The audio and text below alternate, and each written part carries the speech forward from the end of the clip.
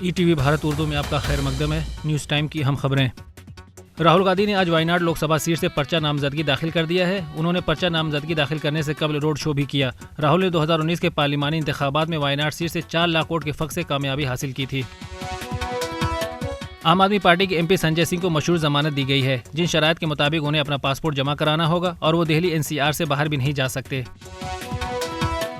Delhi high court میں وزیر اعلیٰ اروند کیجریوال کی گرفتاری سے متعلق سماعت کے بعد کورٹ نے فیصلہ محفوظ کر لیا ہے اور جمعرات تک تحریری دلائل بھی طلب کر لیے ہیں۔ درخواست میں کیجریوال نے گرفتاری اور حراست میں بھیجنے کے حکم کو چیلنج کیا ہے۔ لوک سبھا انتخابات 2024 سے پہلے بین الاقوامی باکسر وجیندر سنگھ کانگریس پارٹی چھوڑ کر بی جے پی میں شامل ہو گئے ہیں۔ وجیندر سنگھ نے B J P headquarters پہنچ کر پارٹی کی رکنیت حاصل کی۔ اتر پردیش کے قداور سیاسی رہنما مختار انصاری کی موت کے معاملے میں بارہ بنکی کی عدالت نے بادہ جیل کے افسر کو طلب کر لیا ہے۔ اب جیل حکام عدالت کو بتائیں گے کہ مختار انصاری کی عدالتی حراست میں موت کیسے ہوئی۔ پی ڈی پی صدر محبوبہ مفتی نے اعلان کیا ہے کہ ان کی پارٹی کشمیر کی تینوں لوک سبھا سیٹوں کے لیے اپنا امیدوار کھڑا کرے گی اور ان امیدواروں کا اعلان عنقریب کیا جائے گا۔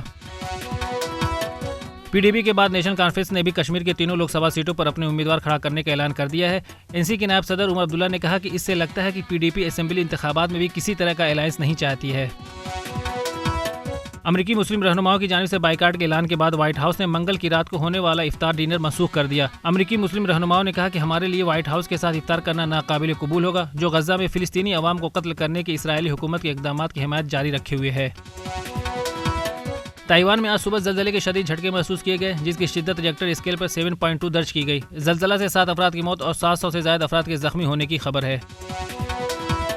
امریکن اسلامی رابطہ کونسل کی رپورٹ کے مطابق سن 2023 میں مسلمانوں کے خلاف حملوں اور ان کے ساتھ امتیازی سلوک کے مجموعی طور پر 8061 شکایتیں درج کی گئی ہیں، جو کہ گزشتہ سال کے مقابلے 56% زیادہ ہیں۔